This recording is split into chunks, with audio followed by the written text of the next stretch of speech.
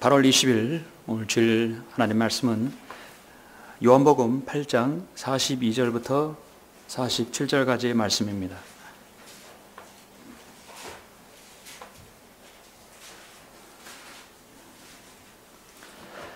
요한복음 8장 42절부터 47절까지 제가 봉독해 올리겠습니다. 예수께서 그들에게 말씀하시기를 하나님이 너희의 아버지라면 너희는 나를 사랑하리라. 하나님이 너희의 아버지라면 너희는 나를 사랑하리라. 이는 내가 하나님께로부터 나와서 여기에 왔으며 나 스스로 온 것이 아니요 그분이 나를 보내셨습니다. 어찌하여 너희는 내 말을 깨닫지 못하느냐? 이는 너희가 나의 말을 들을 수 없기 때문이라.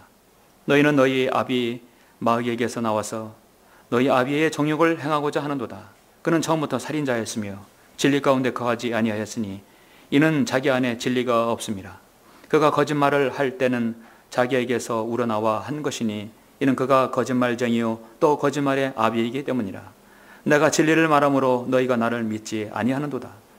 너희 중에 누가 나를 죄에 대해서 실책하겠느냐? 그러나 내가 진리를 말하는데 어찌하여 너희는 나를 믿지 아니하느냐? 하나님께부터 나온 사람은 하나님의 말씀들을 듣느니라. 너희는 하나님의 말씀들을 듣지 아니하나니 이는 너희가 하나님으로부터 나오지 않음이라고 하시니라. 아멘. 자, 주님께서 요한 8장에서 강론하시는 한 부분입니다. 오늘 말씀을 위해서 잠시 기도드리겠습니다. 사랑과 은혜가 풍성하시고 지극히 존귀하신 아버지 하나님 감사를 드립니다. 예수 그리스도의 피로 구속받은 사랑하는 지체들 이렇게 원근 각처에서 불러주셔서 영과 진리 가운데 경배드릴 수 있도록 이 소중한 시간과 장소와 아름다운 성도들 인하여 감사드립니다. 저희가 드리는 이 예배가 온전히 하나님을 기쁘시게 하고 저희가 설교하는 이 설교를 통하여 성도들의 마음으로 화답하며 어떻게 하면 주님을 더 잘 섬길 수 있는지 그렇게 고심하며 기도하며 또 자신의 생애를 위해 기도하는 귀한 시간 될 수 있도록 인도하여 주십시오. 오늘날 이 시간 얼마나 많은 교회들이 강단에서 말씀이 흘러내려오고 또 많은 교인들, 성도들이 아버지 하나님 교회 예배당이라는 곳에 모이고 있습니까? 하나님께서는 진정 어떤 예배를 받으시고 어떤 예배를 주님께서 흠양해 주시며 기뻐 받으십니까?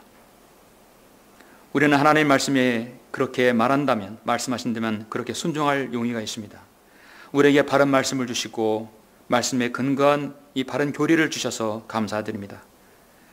여기 있는 모두가 하나님의 말씀에 순종하고 더욱더 주님을 사랑하는 이 시간 되게 해주시며 우리가 하나님께 세우신 교회에 다니는 올바른 이유에 대해서 바로 알 수 있도록 주님께서 역사해 주시길 원합니다.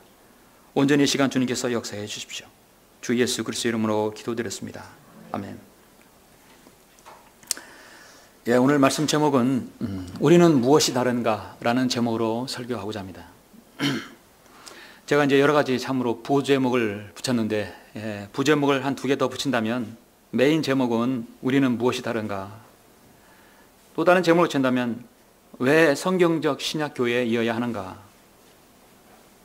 또 하나는 자신의 섬김을 점검하라는 그런 제목으로 설교하고자 하는 것입니다. 여러분은 산을 좋아하십니까? 이제 향락철이 되면 좋은 시절, 좋은 날씨가 되면 산과 바다로 많이들 가죠. 여러분 개인적으로 산이나 바다 어느 것을 더 즐겨 선호하고 찾으십니까? 산을 좋아하시는 분도 계시죠. 저는 다리가 안 좋아서 그런지 산보다는 바다가 좋은 것 같아요. 왠지 확 트이고 마음이 좀 시원해짐을 느낍니다. 세계에서 가장 높은 산은 여러분 에베레스트라는 산을 알지요? 누구든 산악이라는 한번 에베레스트를 다 등정하고 그곳을 탐험하기를 원합니다. 세상에서 가장 먼저 에베레스트를 탐험하려고 시도했던 사람이 영국의 탐험가인 조지 멜로리라는 사람이 있습니다. 그는 20대 초반부터 등산을 하였으며 1910년대에는 몽블랑이라는 유럽의 여러 산을 다 등정했었습니다. 그는 탐험이면서 많은 시도를 했어요. 제1차 세계대전은 당시 포병대 자원 입대해서 참전하게 됐습니다. 그는 전쟁이 끝난 뒤에 세계 최고봉인 에베레스트를 내가 등정해 한번 성공해 봐야겠다, 탐험해야겠다는 마음을 갖고 1921년에 세상에서 처음으로 에베레스트 등정을 오르게 되는데요. 그때 가이 블록이라는 예비역 중장을 리더로 해서 첫 등정대에 같이 오르게 됩니다. 그런데 올라갈수록 산소가 희박하니까 1921년 첫 등정에 실패합니다. 당시에 산소통을 메고 가려면 산소통이 두 사람이 이고 메고 가기 힘들 정도로 무거웠다고 합니다. 잘 발달이 되지 않았었겠죠. 1922년은 또 다음에 2차 등정을 했는데 또 실패합니다. 그리고 2년 뒤에 1924년 3차 등정대에 마지막으로 오르게 되는데, 이럴 때 수많은 기자들이 몰려와서 많은 이제 인터뷰를 하게 되는데, 한 기자가 묻습니다. 당신은 왜 그렇게 에베레스트를 오르려 하는 것이요? 왜 에베레스트를 오르라는 것이요? 그럴 때 이 말로리는 뭐라고 대답하냐면, 에베레스트가 그곳에 있기 때문이다 라고 답변을 했습니다. 그 뒤부터는 이 말 자체가 모르는 사람이 없지만, 당신은 왜 산에 갑니까? 산에 오릅니까? 했을 때 많은 사람들의 최고의 답변은 그 산이 거기 있기 때문이요 라고 합니다. 과거에 저희 할머니 살아계실 때 텔레비 이렇게 보면은, TV 보면은 산을 등정하고 산에 오르내는 걸 보죠. 강원도 말로 사투리로 왜 자꾸 사람들 거기 끼 올라가는가, 그렇게 한 말을 많이 듣습니다. 저도 뭐 산을 별로 안 오르니까 그러게요. 그런데 산악에는 대다수 가장 좋은 말은 산이 거기 있기 때문이라는 것이죠. 우리 지체들도 산이 거기 있기 때문에 가는 겁니다. 자, 이와 비슷한 질문 하나 드리겠습니다. 누군가 여러분에게 왜 그 교회를 가냐? 왜 교회라는 곳도 많이 있잖아요. 산은 다 산이 아니라 에베레스트는 최고 높은 산이에요. 당신은 왜 그 교회를 갑니까? 물었을 때 여러분의 답변은 무엇입니까? 조금 전에 답변을 그 산과 비유해서 말한다면 그 교회가 거기 있기 때문이라고 하겠죠. 가장 일반적인 대답이 그럴 것입니다. 그런데 그 대답은 사실 올바른 답변이 될 수 없어요. 거기에 타당한 이유가 있어야 돼요. 왜 나는 그 교회를 가는 것인가? 이유가 있을 것입니다. 왜 그 교회에 이어야 합니까? 어떤 사람 묻습니다. 다른 말로 하자면 이 교회는 무엇이 다른가? 바꿀 수도 있습니다. 그러한 질문은 사실 여러분 모든 세대의 성도들이 또 그 위의 세대, 또 우리 자녀들이 하는 질문일 수도 있습니다. 사실 이제 나이 50 이후에 있는 모든 성도들이라 한다면 그 부모님의 그 어떤 그 일명 모태신앙이라는, 부모님으로부터 어렸을 때부터 손을 잡고 가서 업어 키우면서 교회를 왔다 갔다 하던 그 시절이었기 때문에 부모님이 다니니까 따라 다니는 거예요. 그러면서 자연적으로 또 믿음이 성장할 수도 있는 거지요. 그러다 보니까 교회라는 그 곳이 자연스럽게 한 생활의 일부가 된 겁니다. 생활의 일부가 교회가 한 부분을 차지하게 되는 것이에요. 정말 그러다가 교회를 다니면서도 구원받지 못하면 그냥 교인으로 전락해버리고, 그 교인으로 살다가 많은 사람이 지옥에 가는 것이죠. 한국의 많은 교인들, 800만의 교인, 그 800만이 구원을 받으면 얼마나 좋겠습니까마는, 얼마나 많은 교인들이 자신의 구원을 확신을 갖고 성도로서 살아가는지 우리는 참 자문하지 않을 수 없습니다. 오늘 저는 사람들의 이러한 궁금증을 조금이라도 해소하고 더욱더 하나님께 여러분의 믿음으로 다가가기 위한 그런 기도하는 마음으로 말씀을 준비했습니다. 세상 사람들은요, 세상 사람이나 많은 사람들이 교회를 갖가지 이유로 다닙니다. 제가 어느 날 과거에 복음을 전할 때 당신은 왜 저 큰 대형교회 갑니까? 그랬을 때 그 답변이 오랫동안 기억에 남는 것은 뭐냐면, 그 교회는 주차장이 넓기 때문에 간다는 것이에요. 주차하기가 편한 곳, 거기 가면 나를 사람이 알아주지 않기 때문에 간다고 합니다. 너무나 관심과 시선이 집중되면 부담이 가기 때문이라는 것이죠. 근데 그런 이유는 사실 가장 낮은 이유죠. 사람들은 근본적으로 자신의 생의 진로를 찾는데 앞길이 캄캄하고 막막하기 때문에 그 어떤 회복의 기미도 보이지 않기 때문에 교회를 다닙니다. 아무리 노력해도 애를 써도 되는 일이 없을 때 뭔가 좀 잘 돼보려고 교회를 다닙니다. 심지어 어떤 사람은 의사도 못 고치는 병을 교회에서 가면 또 기도원에 가면 고친다 생각해서 가기도 합니다. 인간적인 갈등, 가족끼리의 갈등, 또 자기가 감당해야 할 인생의 짐이 너무 무거울 때 해답이 없는 인생의 그 허무함과 공허함을 느낄 때 사람들은 교회 가면 무엇인가 채워줄 수 있지 않을까 하고 교회 갑니다.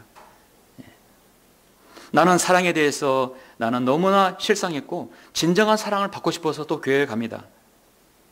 나는 나의 자신에 대해서 반복되는 죄들로 인해서 어떤 죄가 나를 너무나 엄습하고 억압하기 때문에 술이나 담배나 마약이나 음란이나 이런 도박 같은 것이 너무나 그 힘이 강력하기 때문에 내가 그 죄의 노예로 살고 싶지 않고 내가 거기서부터 내가 해방되기 위해서 교회를 갑니다. 물론 그럴 수도 있어요.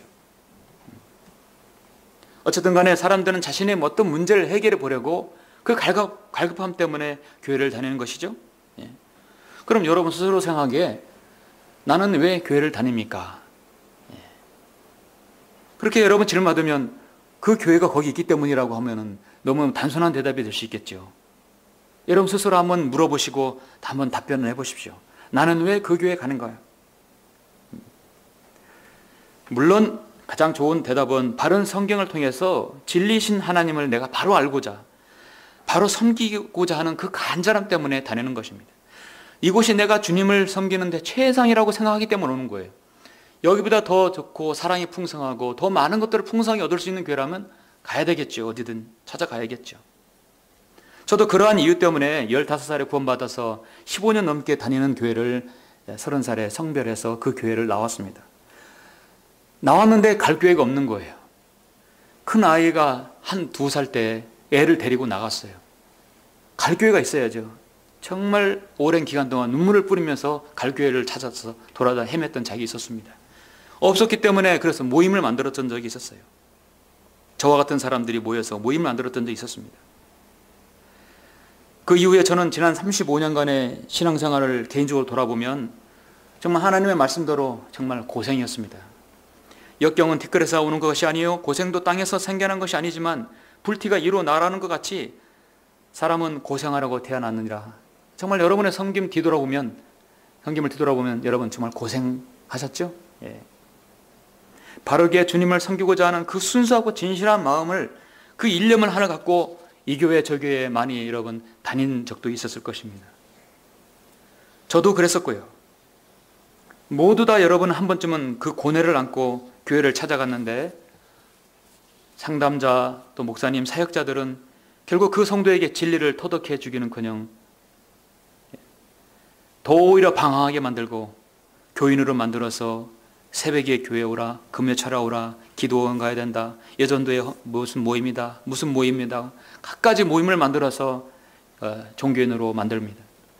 결국 지나보면 내가 20년, 10년, 5년 지난 세월 동안 하나님 말씀을 내가 안에 마음에 새긴 것이 무엇인지 허탈감이 생길 수 있는 것이죠. 진리를 알고 배우고자 왔는데 강단에서는 알맹이 없는 쭉정이만 가득하고 강단에서는 그저 돈과 연관된 소리만 나오는 것이죠. 예수님께서는 분명히 요한복음 8장 앞서서 31절 32절에서 너희가 내 말에 거하면 참으로 나의 제자가 되고 진리를 알게 되리니 그 진리가 너희를 자유롭게 하리라. 저 서울에 있는 자유침례교회만 자유로운 게 아니라 우리도 자유로워야 돼요. 그러죠? 예. 저는 제가 이 말씀이 오늘날 모든 신학교회에서 가장 높은 첨탑에다가 이 교회 이 말씀을 세워놨어요. 진리가 너희를 자유롭게 하리라. 정말 저는 바른 말씀을 알고 나서 성별하고 나서 진리가 저를 자유롭게 했습니다. 첫 번째 자유가 저는 새벽 기도로부터 자유함을 얻었던 사람이에요. 여러분이 진급체에 진정으로 그러한 진리를 여러분이 자유롭게 할 수 있는 교회는 굳이 왜 비 오는데 멀리 찬원까지 옵니까? 오지 않아도 돼요. 가까운 지역교회 가면 됩니다. 그런데 그럴 수 없는 현실이 한국교회의 현실입니다. 예수님께서 이 땅에 오신 목적이 두 가지입니다. 마귀의 세력을 멸하러 오고 바로 우리에게 자유를 주기 위함인 것입니다.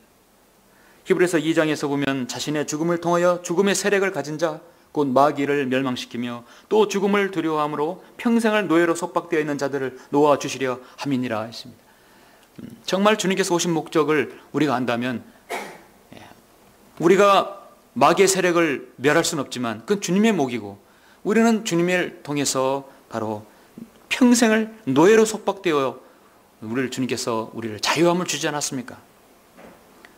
자기에게 닥친 인생의 문제를 스스로 해결할 수 없어서 하나님이 거기 계실 것이고 그 교회를 가면 내가 가진 문제를 해결받을 것이라는 것을 그 기대를 안고 오셨는데 실망이 있으면 어떻게 되겠습니까? 몸이 아파서 병원에 갔는데 병원에 치료책이 없다면 그 절망감은 동일하겠죠. 그렇다면 하나님께서 세우시고 바른 성경대로 믿고 실행하는 교회가 이 땅에 정말 한 군데도 없단 말인가? 100%는 없어요. 그러나 그 순수성을 유지하고 100%로 가려고 노력하는 교회가 있습니다. 그럼 그런 교회는 무엇이 다른가? 여러분의 섬김을, 여러분의 믿음을 재점검하는 좋은 계기가 되었으면 합니다. 오늘 보면 요한복음 8장은 참으로 이 구분 단락이 되어 있어서 너무나 귀중한 장이에요. 12절에 보면 나는 세상의 빛이라, 이 한 구절로도 참으로 귀한 말씀을 제시할 수 있죠. 또 아까 조금 전에 말씀드린 32절 말씀처럼 진리를 알게 되리니 그 진리가 너희를 자유롭게 하리라. 자유함에 대해서 말씀하고 있습니다.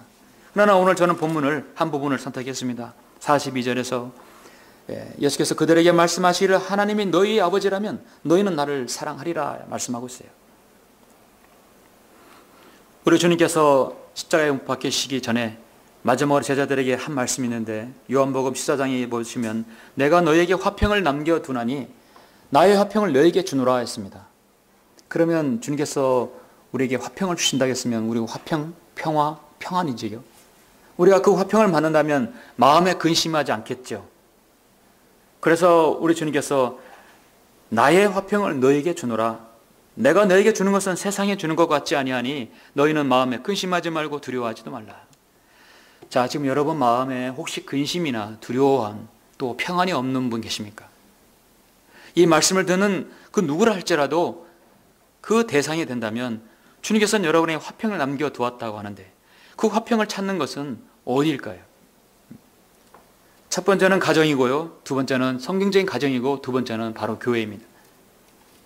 학교가 아니라 바로 교회입니다. 그럼 우리는 무엇이 다른 곳에 다녀야 되는 것인가? 오늘 말씀 제목대로 우리는 무엇이 다른가? 저는 그 부분을 네 부분으로 나눠서 여러분에게 말씀을 드리고자 합니다.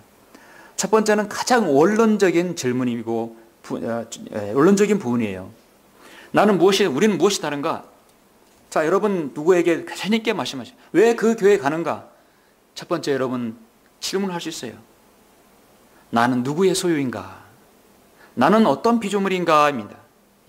요한복음 로마서 여러분 14장 8절 한번 보시겠습니다. 로마서 14장 8절. 여러분 마음에 같이 읽으시고 저는 봉독해 올리겠습니다. 우리가 살아도 주를 위하여 살고 죽어도 주를 위하여 죽나니 그러므로 우리가 살든지 죽든지 우리는 주의 것이라. 옛날에 제 기억으로 오래전에 유행했던 가사 내용 중에 내 인생은 나의 것이라는 노래가 있었죠. 우리 젊은 사람들은 모를 수 있는데 우리 기성세대들은 다 알 거야. 내 인생은 나의 것이라고. 그게 누가 불렀는지 몰라도 그렇게 유행했어요. 여러분 인생은 여러분의 것 맞습니까? 성경은 그렇지 않습니다. 우리가 살아도 주를 위하여 살고 죽어도 주를 위하여 죽나니 그러므로 우리가 살든지 죽든지 우리는 주의 것이라. 저기는 세상 사람들에게 한 말이 아니에요. 그들은 그 가사 내용들을 내 인생은 나의 것이에요. 내 멋대로 하면 돼요. 내 멋대로 살다가 가면 돼요. 금요일날 거리 설교하는데 간절히 이렇게 설교하는데 사람들은 마치 제가 딴 시대에 온 사람처럼 보아요. 저 사람 무슨 얘기를 하는가? 분명히 목사 같긴 한데 요즘에 저런 말하는 사람이 어디 있어? 이 살기 좋은 세상에 망한다고 사람이 지금 지옥 간다고. 요즘에는 저는 동물원에 원숭이 보듯이 보고 있는 것 같아요. 근데 우리의 관점은 사는 것은 우리가 살아도 주를 위하여 살고 죽어도 주를 위하여 죽나니 그럼 우리가 살든지 죽든지 우리는 주의 것이라 했습니다. 우리는 하나님의 은혜로 예수 그리스도를 구주로 믿고 영접해서 죄 사함을 받았습니다. 영생을 얻은 사람입니다. 이전에 육신의 삶, 세상의 가치관을 살았던 사람을 다 청산하고 새로운 삶을 체계를 형성한 사람들입니다. 누군가 길에서 어디에서든 자신에게 여러분은 당신은 그리스도인입니까? 교인입니까? 그런 날카로운 질문을 받을 때 여러분은 뭐라고 대답합니까? 전도제를 나눠주면 사람들이 늘이 많은 말, 나 교회 다녀요. 그러니 필요 없어요. 라는 그런 뜻이겠죠? 안 받아요. 그 다음에 나 교회 다녀요. 둘 중에 하나입니다. 어떤 사람은 두 손으로 공손히 받는 사람도 있죠. 사실 저는 교인과 그리스도인은 다르다고 봅니다. 교인은 교회 다니는 사람이에요. 그리스도인은 그리스도의 사람입니다. 다른 말로는 당신이 지금 죽어도 하늘나라에 갈 확신이 있습니까? 지난주에 동영상 봤듯이 그 존 제너는 40년 동안 거리에서 그 한마디로 복음을 전하지 않았습니까? 당신은 지금 죽어도 하늘나라 갈 확신이 있습니까? 당신은 교인입니까? 그리스도인입니까? 여러분은 이 질문에 대해서 분명히 대답을 해야 합니다. 잘 모르겠는데요. 모르면 교인이에요. 확신이 없을 수도 있어요. 확신이 없습니다. 나는 분명히 예수님을 영접한 기억이 있는데 확신이 없습니다. 그럼 말씀을 통해 확신을 가지면 돼요. 당신은 결혼했습니까? 거기에서 물으면 잘 모르겠는데요면 대답은 이상한 대답이 되겠죠. 사람이 이상하게 볼 거예요. 결혼했습니까? No, 안 했어요. 결혼할 예정입니다. 그럼 뭐죠? 아직 안 한 거예요. 곧 결혼할 예정입니다만 안 한 거예요. 나는 곧 구원받을 예정입니다. 구원 받았습니까? 안 받았습니까? 안 받았어요. 난 구원받을 나 예정된 사람이에요. 그 사람은 절대적으로 칼빈주의자지 예정된 사람이지 구원받은 사람이 아닙니다. 예, 나는 그리스도인입니다. 나는 죽어도 하늘나라 갈 확신이 있습니다. 미국 사람 지나가다 물으면 100%예요. 그건 확실해요. 아유 크리스찬 하면 I am 크리스찬 아니면 no 아니면 yes더라고요. 그런 부분에서는 참 확실한 것 같아요. 누구든지 그리스도 안에 있으면 새로운 피조물이라 옛것들은 지나갔으니 보라 모든 것이 새롭게 되었도다라고 고린도후서 5장 17절 말씀하고 있습니다. 여러분이 예수 그리스도의 보혈로 구원받았다고 한다면 예수님께서 자신의 핏값으로 여러분을 사셨어요. 고린도전서 6장 19절을 보시면 여러분 너무도 잘 아시는 말씀이죠. 6장 19절에 뭐라고 기록합니까? 너희 몸은 너희가 하나님으로부터 받은 바 너희 안에 계신 성령의 전인 것을 알지 못하느냐. 너희는 너희 자신의 것이 아니니라. 너희는 값을 치르고 산 것이니 그러므로 하나님의 것인 하나님의 것이라. 또 너희 자신의 것이 아니니라. 분명하게 두 번씩이나 말씀하죠. 너희 몸이 개혁성에 빠져 있어요. 개정판도 없어요. 우리 몸도 필요합니다. 너 영으로 하나님께 영광을 돌리라. 우리의 몸, 우리의 혼, 우리의 영 모두는 다 주님의 소유라는 사실입니다. 이 말씀에 여러분 믿으십니까? 여러분의 몸은 여러분의 몸이 여러분 것이 아니다. 하나님께 소유가 이미 넘어간 것이에요. 그러므로 우리는 주님은 우리의 주인이시고 우리는 종입니다. 과거에는 마귀가 여러분의 몸을 관장했어요. 죄질하면 죄짓고 거짓말하면 거짓말하고 마귀가 하는 대로 그 삶을 살았습니다. 그러나 이제는 우리는 주님의 것이다 했어요. 종은 주인에게 변명이 안 되는 것이죠. 명령에 순종해야 합니다. 너희는 하나님께 경배를 드릴 때 어떻게 드리냐? 그러므로 형제들아 내가 하나님의 모든 자비하심으로 너희에게 권고하노니 너희 몸을 하나님께서 기뻐하시는 거룩한 산 제물로 드리라. 산 제물은요 우리가 지금 살아있는 이게 아니라 영이 사는 제물을 말씀하고 있는 거예요. 반드시 거듭난 사람만이 살아있는 제물이 되는 것입니다. 이것이 너희가 드릴 합당한 예배니라. 자, 여러분은 이 경배에 모두 지금 참여하고 있는 거예요.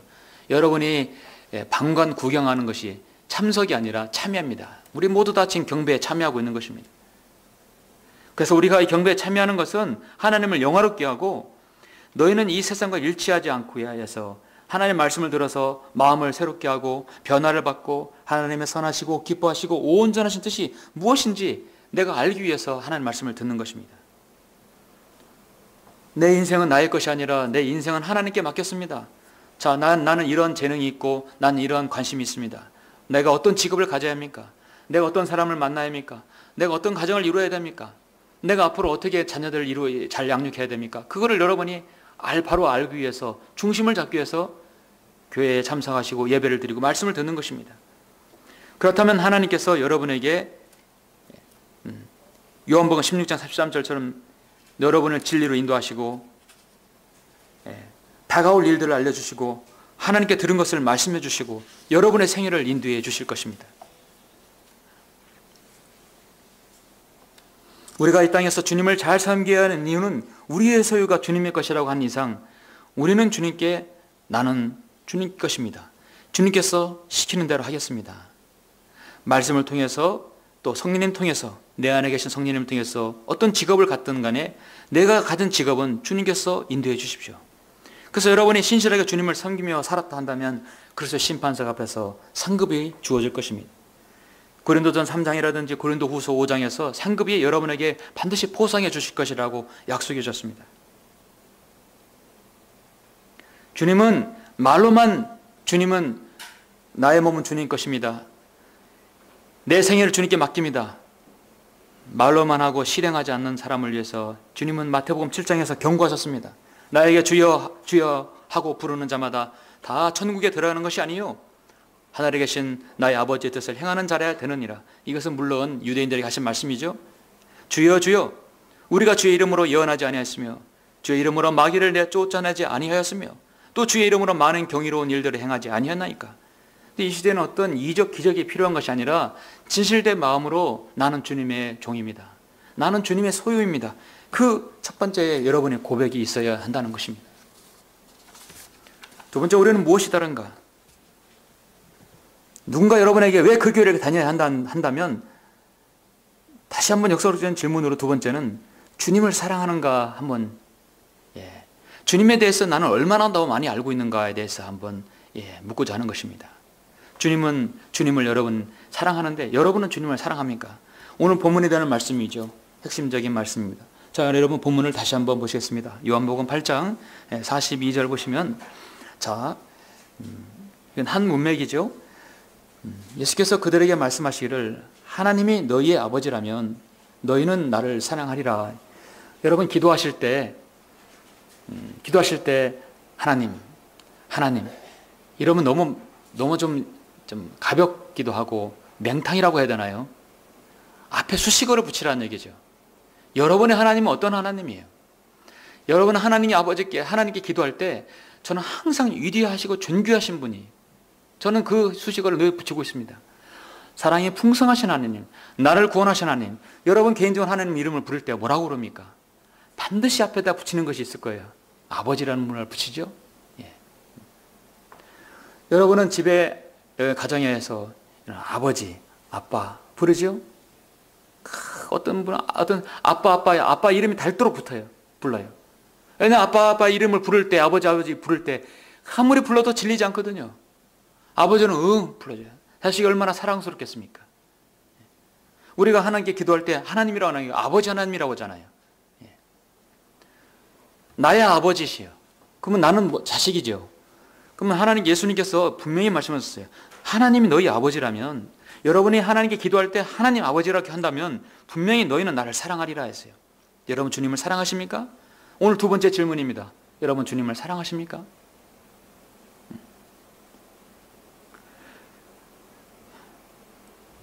주님 내가 사랑합니다.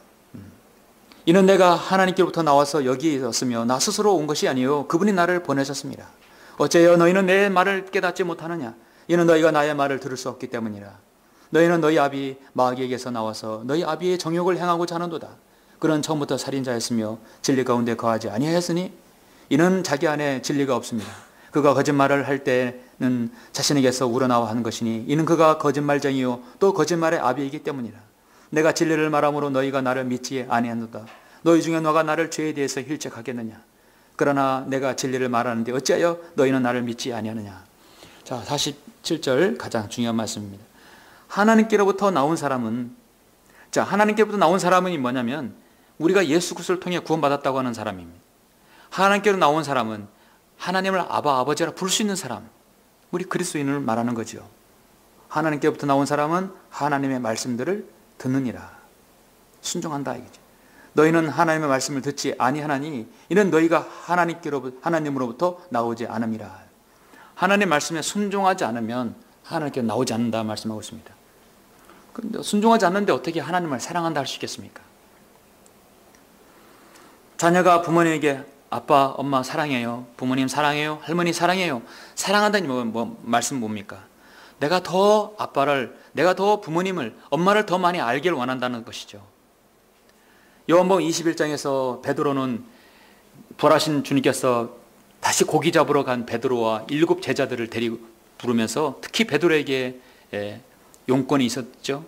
예수님께서 잡히시던 날 베드로는 예수님을 3번이나 부인했어요. 그렇게 하고 베드로는 후회하고 예수님께서는 십자가 달려 죽으시고 부활하셨어요. 베드로는 그렇게 말한 것을 얼마나 후회했을까요? 난 주님을 배반하고 주님을 거절해서 그것도 3번이나 저주하면서까지 주님을 부인했습니다.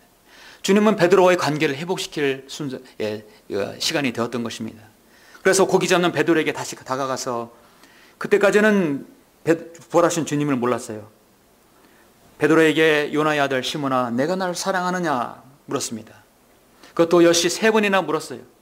내가 나를 사랑하느냐 3번째 물었을 때 베드로는 그제서야 내가 주님을 3번이나 부인했던 것을 그대로 깨달았던 것이 그의 바로 그냥 뇌리에 스쳤겠죠.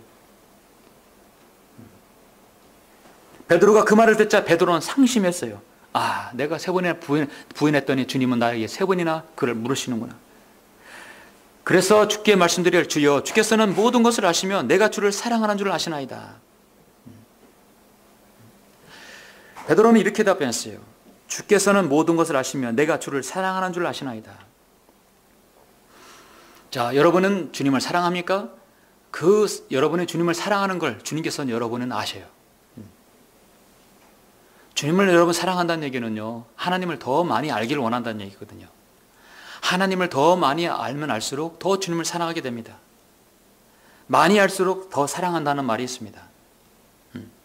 여러분은 가장 많이 아는 사람이 누구이죠? 형제요, 자매요, 부모, 자식 간이죠. 그리고 우리 성도 간의 것입니다. 더 많이 안다는 얘기는, 더 많이 깊이 알린다는 것은 더 사랑한다는 얘기예요. 가장 더 많이 아는 것은 뭡니까? 또 부부 간의 관계일 것입니다. 더 애정이 있고 더 관심이 있기 때문에 아는 거예요. 지나가다 누구에 대해서 말할 때 그 사람과 나 아무런 관계가 없는데 왜 내가 그걸 알아야 되냐고 반문할 수 있잖아요. 난 관심 없어. 내가 그걸 왜 알아야 돼? 내가 왜 들어야 돼? 그렇죠? 내가 싫어하는 사람에 대해서 알 필요가 없는 거예요. 그런데 여러분 정말 주님을 사랑한다면 주님에 대해서 더 많이 알기를 원하는 것입니다. 당연한 질문 같지만 교회는 세상을 사랑합니까? 아니면 하나님을 사랑합니까? 당연히 하나님을 사랑하는 거죠. 교회가 세상을 사랑하면 교회와 한 짝이 되는 거예요. 여러분 향림교회 들어봤죠? 가장 우리나라에서 진보적인 교회이고, 이 진보적인 교회라는 얘기는 완전 자유가 그 안에 있는 교회예요. 그 자유가 마귀 안에서 자유가 있는 교회예요. 항상 동성연애, 가장 종북주의자들 찬양하는 사람들이 그 교회가 바로 향림교회예요. 그리고 또 로뎀나무 교회입니다. 그래서 동종연애자 축제일 때 이 로뎀나무 교회, 향림교회가 대표적인 교회예요. 여러분 로뎀나무가 아주 좋아 보이죠? 로뎀나무가 우리말로 해석은 무슨 뜻인지 아십니까? 시궁창이라는 뜻이에요. 그런데 그걸 모르고 좋다고 로뎀나무 교회라고 교회가 있어요. 쉽게 말해서 시궁창 교회예요. 근데 그 로뎀나무를 그렇게 좋다고 하는 것이 시궁창이라는 뜻인데요.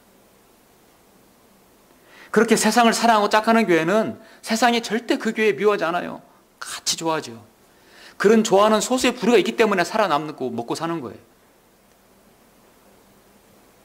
우리가 하나님을 사랑하면 세상은 우리를 별로 좋아하지 않아요. 요한복음 15장 19절에서 만일 너희가 세상에 속한다면 세상은 자기 사람들을 사랑할 것이라.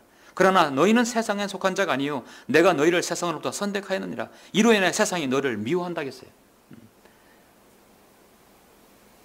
우리가 세상으로부터 지탄을 받고 미워하면 우리는 사역을 잘하는 거예요. 그러죠? 많은 욕을 먹는 거예요.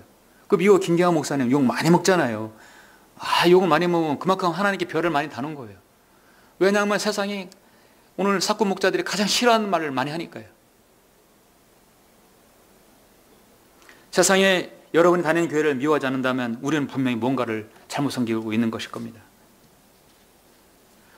우리는 두 다리를 건너서 같이 한쪽에 인발, 세상에 인발 할 수가 없어요. 너희 가난한 남자들과 가늠하는 여자들아 세상과 친구되는 것이 하나님과 원수되는 것을 알지 못하느냐. 그러므로 누구든지 세상에 친구가 되고자 하는 자는 하나님의 원수가 된다 하겠습니다. 왜냐하면 이 세상은 마귀가 관장하기 때문입니다. 우리가 구원받는 뒤에도 세상에 미련을 갖고 미련을 보지 못하는 그리스도인이 있다 한다면 하나님과 원수되기를 자청하는 것이죠. 세상은 여러분 가나안 배와 같습니다. 소돔과 같아요. 이제 곧 하나님께서 심판하셔서 멸망할 것입니다. 타이타닉이 큰 암초에 부딪혀서 작은 구멍이 내가지고 그 구멍 때문에 결국 가라앉게 되죠. 가라앉는데 사람들은 얼마나 아수라장이 됩니까? 그 타이타닉에서 계속 안주하면서 이곳은 살만한 곳이야. 이것은 앞으로 좋은 여행지가 될 것이야. 그렇게 생각하는 사람이 있을까요? 모두 다 그것을 군명정을 타고 탈출하라는 것이죠. 바로 우리가 그 모습입니다. 가라앉는 배에서 안주하지 않고 무엇인가 탈출 군명정을 찾고 있는 거예요. 그것이 바로 우리 교회 성도의 모습입니다. 나를 위해서 갈고 십자가에서 질고를 지신 주님을 위해서 내가 사는 방식을 세상 사람들과 하는 다른 방식으로 살아가는 것이 더 주님을 사랑하는 것이라 하지 않겠습니까? 세상을 사랑한다면 우리는 세상으로부터 박해를 받지 않습니다. 그러나 디모데후서 3장 12절의 말씀처럼 실로 그리스도 예수 안에서 경건하되 하고 살고자 하는 모든 사람은 박해를 받을 것이라 했습니다. 우리가 하나님을 사랑한다고 하면 반드시 빼놓을 수 없는 것이 뭐냐면 여기 있는 말씀처럼 하나님의 말씀들을 듣는다 했어요. 여러분 말씀을 듣는다, 말씀을 사랑한다는 것이죠. 그래서 여러분이 복음과 진리를 전할 때 그 사람이 구원받았다고 한다면 다음 질문이 꼭 하실 게 하나 있어요. 여러분 하나님 사랑합니까? 당신 하나님 사랑합니까? 예. 그 다음에 질문은 하나님을 사랑합니까? 그럼 예, 그렇다면 그럼 하나님의 말씀도 사랑하시겠나요? 당연히 그렇죠. 그 하나님의 말씀은 이렇게 지금까지 보았던 것이 변개됐고 많은 구절들이 신구약 3만 군데가 잘못되었고 신약에서만 14군데가 삭제되어 있는 것을 혹시 아십니까? 자, 하나님 말씀 이렇게 많이 바뀌었는데 어떻게 생각하십니까? 그렇게 나올 때 갑자기 반응이 바뀌죠. 다 내 안에 있는 성령님께서 다 일깨워 주시겠죠. 이게 한국 사람들이 가장 많이 듣는 답변입니다. 성경 비교를 보여줘서 이렇게 삭제되고 변개된 성경을 우리가 보았습니다. 이제 바른 말씀이 우리에게 새로운 대안이 왔고 최종 권위가 왔습니다. 그래서 여러분 이 최종 권위라는 얘기는 마지막 권위예요. 이 한글 킹제임스 성경보다 더 잘 번역되고 더 말씀의 진리를 향선하는 것이 우리에게 읽혀준다면 우리는 그걸 바꿀 수 있어요. 근데 아직 아니기 때문에 이것이 우리에게 마지막 권위, 최종 권위라는 얘기죠. 이 말씀으로 우리가 진리를 알고 이 말씀으로 주님의 재림을 소망하고 이 말씀으로 삶의 소망을 가지고 이 말씀으로 올바른 내 삶의 지향을 방향표를 설정하는 게 하게 되었기 때문입니다.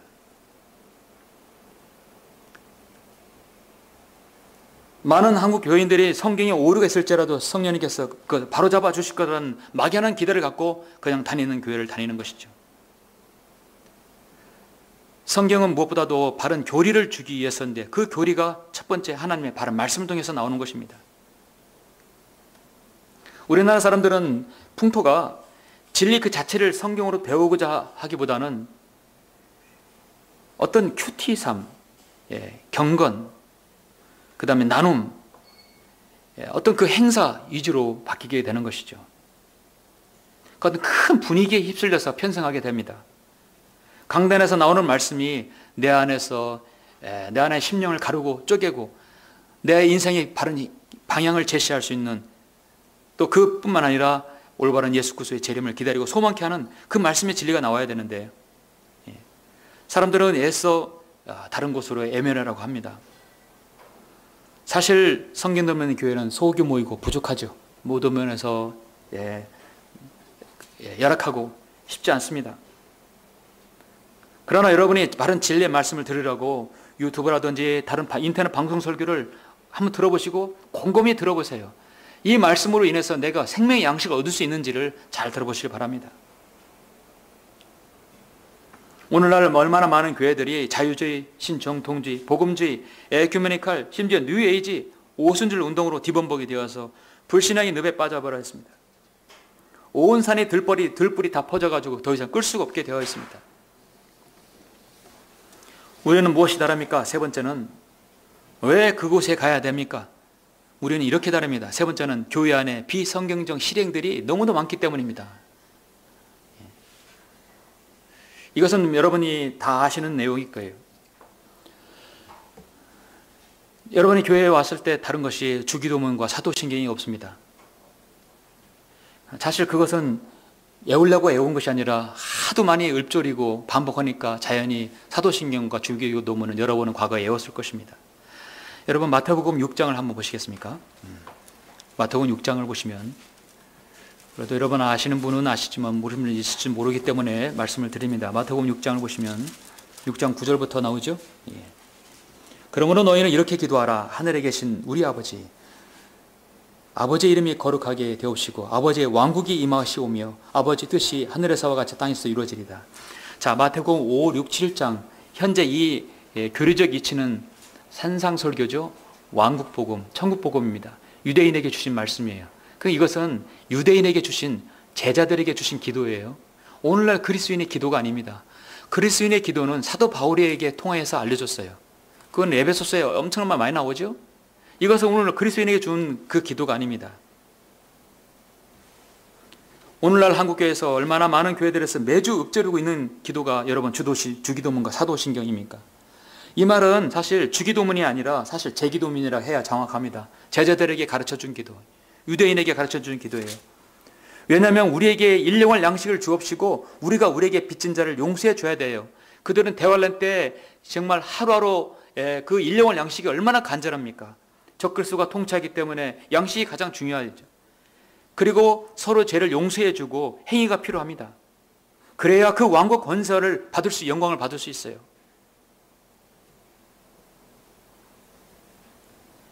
마태복음 6장 7절에서 너희는 기도할 때 이 기도들이 하는 것처럼 헛된 반복을 하지 말라고 했는데, 심지어 이 기도를 오늘날 교회가 교리가 아닌 교리적인 것으로 마무리 기도 때 주기도문으로 마무리하게 되죠. 사도신경은 어떻습니까? 100% 가톨릭에서 나온 겁니다. 사도신경도 오늘날 주일 오전 예배하면 항상 그것이 나오죠. 그것이 바로 내 믿음의 신조로 갑니다. 거기 말에는 거룩한 공예가 있다고 합니다. The Holy Catholic이라고 나오죠. 그럼 개정판에 찬송가에는 홀리 카톨릭을 하도 이렇게 지적받으니까 이제 홀리 카톨릭이라는 말을 빼버렸더라고요. 사도신경은 로마 카톨릭에 의해서 만들어졌어요. 그것을 교회 안에 들어와 가지고 교회에서 그것을 사용하게 되었습니다. 1700년대, 1500년대, 1400년대, 지금부터 올해 2017년이죠.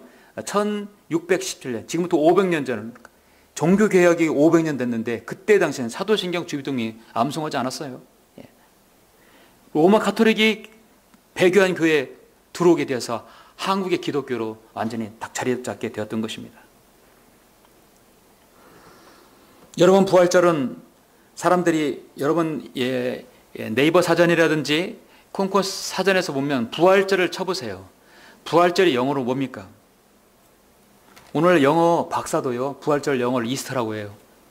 완전히 무식한 것이거든요. 영어 이스터가 아닙니다. 여러분, 사도행전 12장 4절 말씀. 사실 영어 학자도 모르는, 영어 선생님도 모르는 단어죠. 오늘 사람들이 부활절 이스터라고 하는데요. 사실 이스터가 부활절이 아니죠. 이스터라는 로마 카톨릭 태양신 숭배일입니다. 바로 이기도 축제일이에요. 그래서 제가 옛날 어떤 영어 훌륭한 대표되는 강사 통해서 영어 학습할 때 테이프로 들었는데 부활절은 바로 이스터라고 하더라고요. 오늘 많은 교회가 부활절, 심지어 제가 사진도 찍어놨어요. 저 천안의 큰 장로교회에서는 이스터를 축하합니다. 심지어 페이스북 어떤 친구들은 그것도 몰라서 부활절 4월달에서 저에게 메리 이스터, 요즘 메리 이스터라고 하죠. 즐거운 부활절이 되라고, 이스터라고 그렇게 무식을 남발하는 경우가 있어요. 지금 여기 보시면 그 무렵에 헤롯 왕이 교회에서 몇 사람을 채치려고 손을 뻗치더니 요한의 형제 야고보를 칼로 죽인 첫 번째 순교자가 되었습니다. 그 일이 유대인을 기쁘게 한 것을 알고서 그가 베드로도 잡고자 하더라. 그때 무교절 기간이더라. 그가 베드로를 잡아서, 자, 무교절 기간이면 6월절이죠. 6월절이 이제 지나는 거죠. 베드로를 잡아서 감옥에 가두고 4명씩 조의 병사를 불러 교도로 지키게 하니 이스터가 지나면 그를 백성들 앞에 끌어낼 의도더라. 이스터는 이 헤롯 왕이 자신의 이기도 축제일이에요.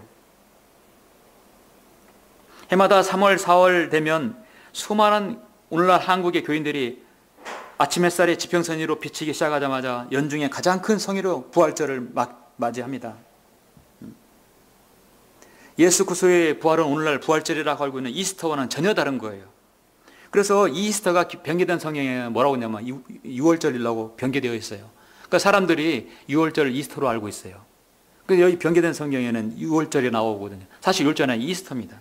헤롯은 자신의 우상 숭배일 바로 이스터 때 바로 아스타롯 여신, 그 아합 왕과 이세벨이 그 섬긴 아스타롯, 비너스, 미네르바 그런 여신을 섬기는 그 축제일이 행사였던 것입니다. 그때 상징물이 토끼와 달걀이었어요. 로마 가톨릭은 기독교인들을 회유하고 또 그들에게 이기도의 풍습을 집어넣으려고 이걸 교묘히 교환에 들어왔던 것입니다. 그래서 오늘날 부활절에 달걀을 삶아서 색칠하고 그림을 그려서 나눠줬던, 여러분 받았던 기억이 나죠?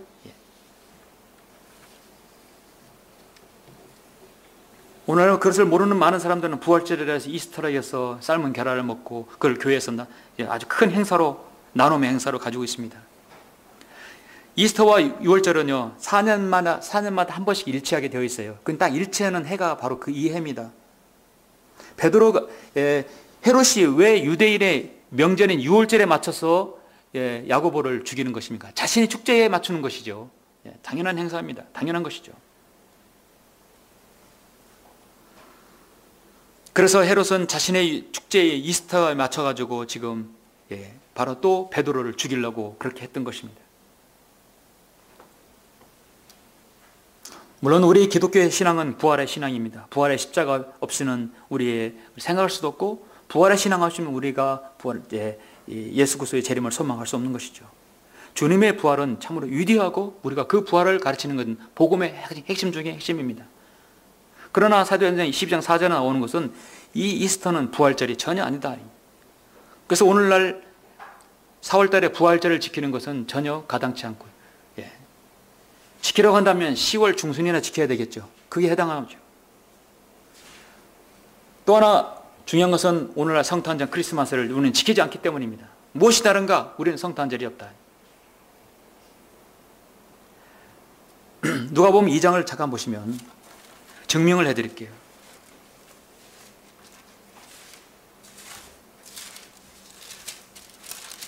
누가복음 2장 8절 보시면 주님께서 지금 탄생하실 때 보시면 베들레헴이죠. 9절 8절부터 보시면 그때 그 고을에 목자들이 있었는데 들에서 묵으면서 밤에 양떼를 지키더라. 팔레스타인의 기후는 우리나라하고 동일해요. 12월 달이면 눈보라가 쳐서 엄청나게 추워서 목자가 양을 들에 칠 수가 없는 날이에요. 우리나라도 밥 먹을 때 12월이면 다 목장 안에다 다 안에서 건초해서 안에서 기르지 야생을 도저히 추워서 다 얼어 죽어요. 목자도 얼어 죽고. 그런데 들에서 묵으면서 밤에 양을 치는 거예요. 12월에 그렇게 될 수가 없습니다. 그 지금 사람들은 성탄절이라 12월을 지키는 이유는 12월에 예수님께 탄생했다 해서 그러는 건데 사실 12월에 탄생하지 않았어요. 그런데 보라 주의 천사가 그들 위에 임하시고 주의 영광이 그들 위에 두루비추니 그들이 몹시 두려워하더라.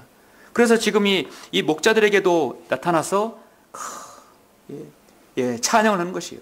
그때 갑자기 수많은 하늘의 군사들이 그의 천사와 13절 보니까 함께 있어 하나님을 찬양하여 말하기를 지극히 높은 곳에서는 하나님께 영광이요 땅 위에는 화평이요 사람들이 호의로다.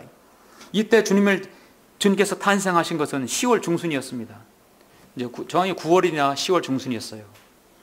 그래서 정말로 주님께서는 3월 6월절을 지킨다 한다면 딱 6개월 이후에 탄생이죠. 탄생하는 것이죠. 왜냐하면 사람들이 지금 부활절을 4월 달에 지금 지킨다고 한다면 정말 그대로 한다면 사실 크리스마스는요 10월 중순에 해야 합니다. 그 12월로 건너가는 이유는 12월 25일은 바로 바알신 숭배일이기 때문입니다. 여러분은 스마트폰으로 단순하게 성탄절의 유래를 치게 되면 그 성탄절이 바로 교회에서 나오는 게 아니라 로마 카톨릭에서 바알신 숭배일에서 나온 것을 단번에 알 수 있어요. 그것은 크리스마스는 그리스도의 미사, 메스, 바로 라틴어로 로마 카톨릭의 미사를 뜻하는 것이죠. 그들은 12월 25일을 예수 그리스도 탄생일로 맞춰가지고 바꿔버렸습니다. 많은 사람들이 12월 25일을 예수님의 탄생일로 기념하지만 크리스마스는 바빌론에서 태양신의 생일리, 로마에서의 농신제의 날로 지켜진 이기도의 명절입니다. 지금은 이제 크리스마스라서 엑스마스, 이 엑스라는 얘기는 사탄을 얘기하는 거거든요. 아니면 해피데이라고 하죠. 먹고 즐기자는 것이죠. 이제 예수님도 거기 빠져 있어요. 마태복음 2장에서 동방박사 3명이 예수님께 와서 경배를 드렸죠. 그때 예수님은 어린 아이였었어요. 동방박사가 별을 보고 예수님 계신 곳에 갔을 때는 이미 어린 아이 2살 배기였습니다. 제도권교회에서 가장 많이 성탄절의 그림을 보면은 거기에 목자들이 와서 찬양하고 거기에 같이 항상 있는 사람이 부류가 뭡니까? 동방박사 3명이 같이 와서 경배 예물을 드리죠. 이 한 그림은 잘못된 그림이에요. 절대 잘못된 그림이에요. 그땐 예수님이 동방박사 왔을 땐 예수님 어린 아기가 아니라 이미 2살 배기 어린 아이였어요. 영 차일드였어요. 그러나 목자들이 왔을 때 누가 보면 이 장은 베이비였다는 얘기죠. 전혀 다른 2년간의 시점을 한 그림 안에 그런 로마 그림쟁이들이 그린 그림이에요. 12월 25일로 맞추기 위해서인 것입니다. 너희가 하나님의 계명을 버리고 사람들의 전통을 지키니 단지와 잔은 물로 채우는 씻는 것과 이와 같은 여러 가지 다른 일을 자양하는도다. 또 주께서 그들에게 말씀하시를 너희 자신의 전통을 지키기 위해 너희가 하나님의 계명을 버리는도다. 너희가 너희의 전수한 너희의 전통으로 하나님의 말씀을 폐기하느니라. 또 이와 같은 많은 일을 자행하고 있도다. 자, 이런 것이 너무나 비성경적이고 뿐만 아니라 이런 것들 절기, 부활절, 추수감사절, 맥주감사절, 성탄절 이런 정의를 통해서 사람들에게 돈을 걷고 부흥지폐를 거쳐서 돈을 걷고 하니까 얼마나 많은 사람들에게 호주머니를 털은 것입니까? 정말 강단에서는 돈 얘기하지 말아야 돼요. 성경도 믿는 목사도 마찬가지예요. 우리는 무엇이 다른가? 마지막입니다. 교회의 비전인 것이죠.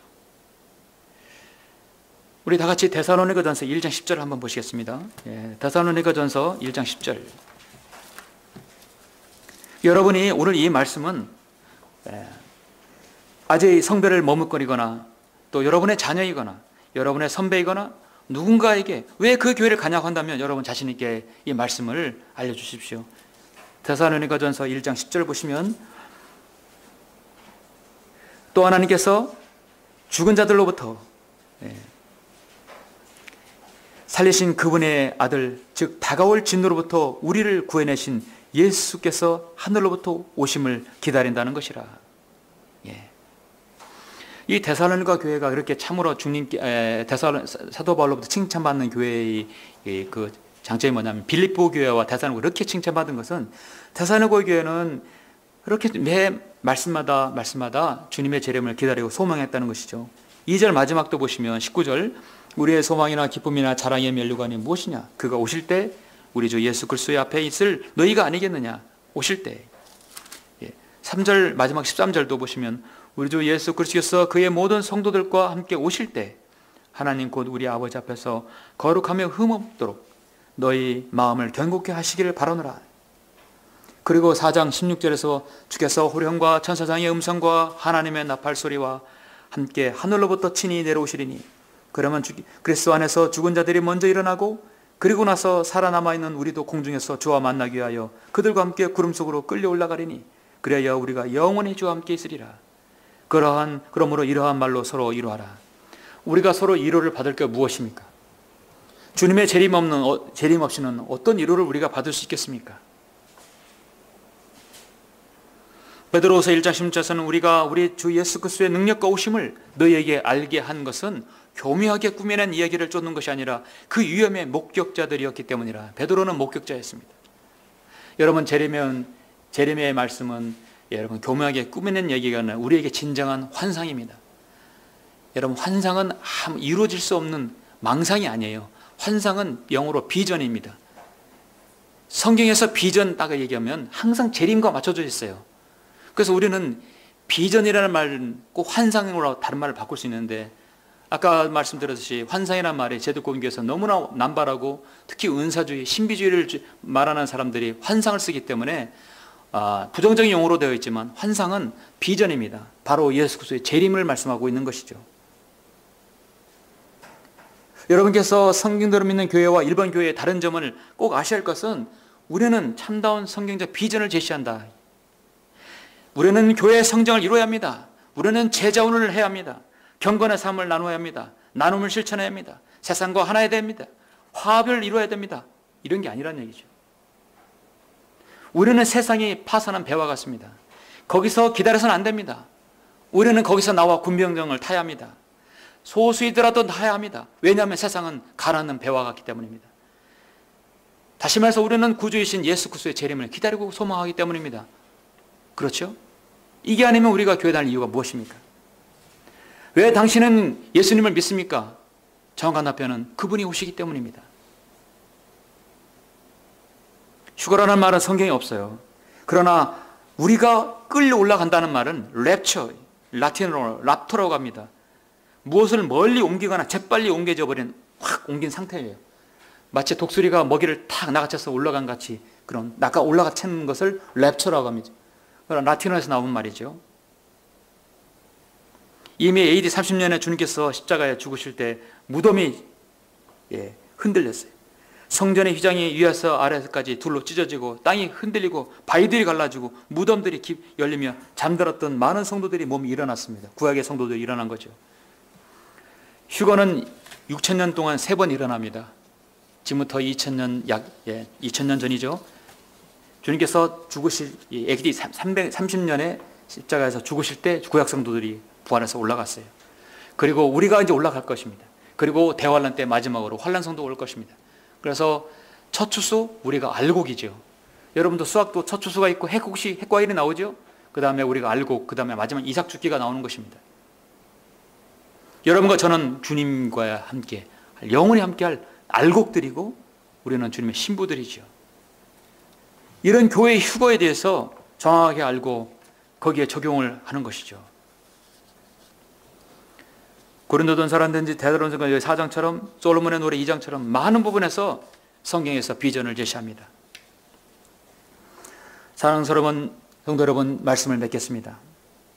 교회라는 것은 헬라어로 에클레시아입니다. 불러냄을 받은 성별된 무리입니다.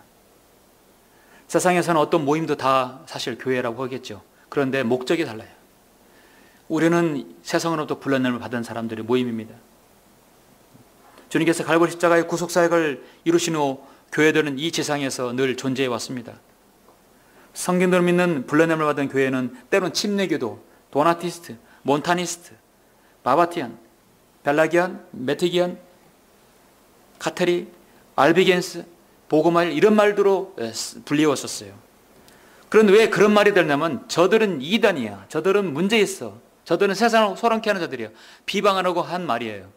사실 그리스도인이라는 말이 사도행전에 한번 나오지만 그 말도 우리를 비방하고 욕하기 위해서 만든 용어인데 세상에서 욕을 먹으면 우리 예수님께는 우리가 칭찬을 받는다겠죠. 그럼 우리가 그리스도인이라는 말은 자신 있게 말할 수 있는 거죠. 나는 그리스도인이다.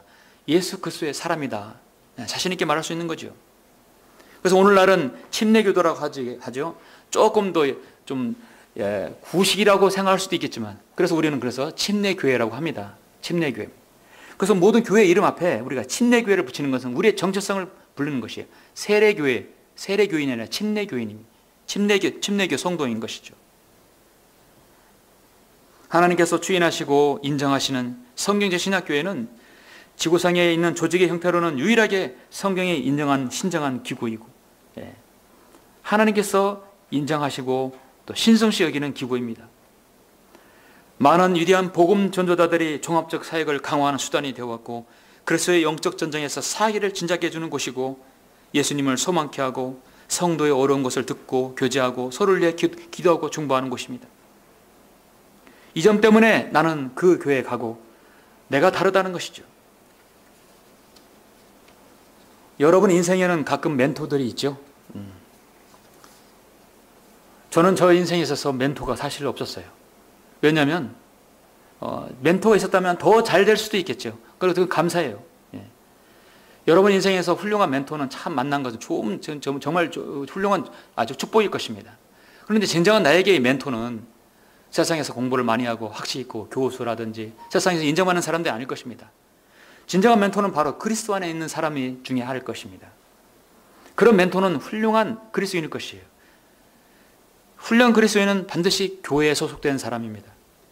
하나님께서 세우신 교회 안에 성도가 훌륭한 그리스도인이 나오는 것이고 거기서 훌륭한 멘토가 나오는 것입니다. 우리 학생과 청년, 우리 성도님들은 여러분 이후의 세대 누가 있다고 한다면 그들에게 훌륭한 멘토가 될 수 있어요. 왜냐하면 여러분이 바로 하나님께 세우신 교회에서 말씀을 듣고 그곳에서 성장하시고 그곳에서 주님을 섬기기 때문에 멘토가 될 수 있습니다. 지금은 여러분의 부모님이 훌륭한 멘토가 될 수 있어요. 여러분의 부부가 간의 멘토가 될 수 있습니다. 우리의 자녀들 하나님의 말씀을 믿고 맡기는 것, 구령과 성교, 복음 모든 것은 다 교회 안에서 할 수 있는 것입니다. 마태복음 25장 23절에서 그 주인이 그에게 말하기를 잘하였도다 착하고 신실한 종아 내가 적은 일에 신실하였으니 내가 너로 많은 것들을 다스리도록 하리라. 여러분이 하나님께서 세우신 지역교회에서 주님을 잘 섬기면 나는 이것이 다르기 때문에 주님을 잘 섬긴다고 한다면 하나님께서 다시 오셔서 예수님께 오셔서 여러분을 너무 많은 것들을 다스리도록 해서 여러분에게 맡길 것입니다.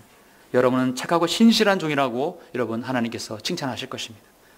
그러한 모든 여러분 신실한 종들 또 그리스도인들이 되시길 바랍니다. 기도하시겠습니다.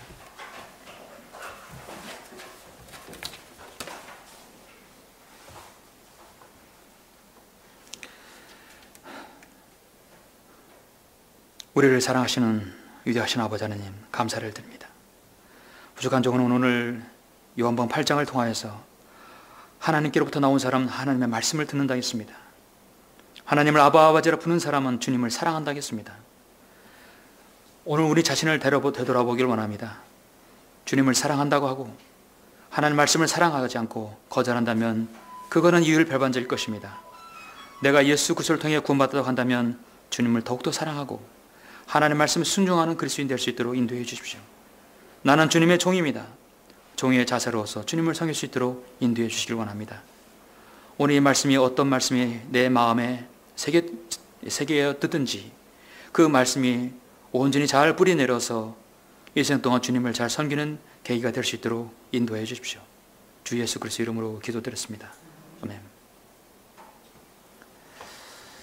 잠시 우리 반주가 나오는 동안에 여러분의 섬김을 한번 대점검하고 또 내가 정말 이 교회를 다녀야 되는 것인가, 나는 이 교회에서 주님을 섬길 수 있는 것인가, 나는 이 교회에 무엇이 다르기 때문에 이 교회에 왔던 것인가, 참으로 잘 결정한 것인가. 자, 부족하다면 우리는 무엇이 부족합니까? 전 여러분이 어떤 것이 저에게 부족하다 말씀하시면 기꺼이 들을 수 있는 용의가 되어 있습니다. 좋은 지적 부탁합니다. 그리고 저 또한 하나님의 말씀대로 여러분을 가르치길 원합니다. 제가 하나님의 말씀대로 지혜를 얻어서 여러분 가르칠 수 있도록 또 저를 위해서 기도해 주시고 우리 서로를 위해서 기도하십시다.